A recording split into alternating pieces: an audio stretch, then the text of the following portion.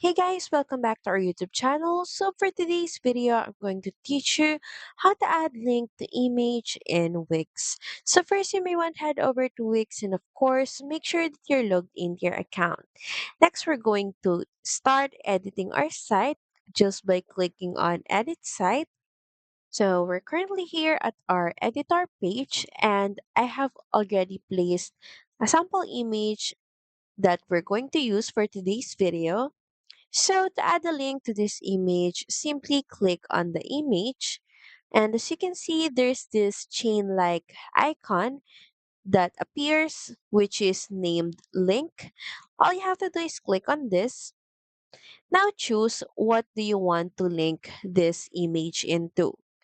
You can choose to select a page, new window, current window, web address, copy a URL that when you click on this specific image, this will take you to another page or another website just by entering the URL, or if it's in a section or anchor, top or bottom of the page, document, email, phone number, or light box.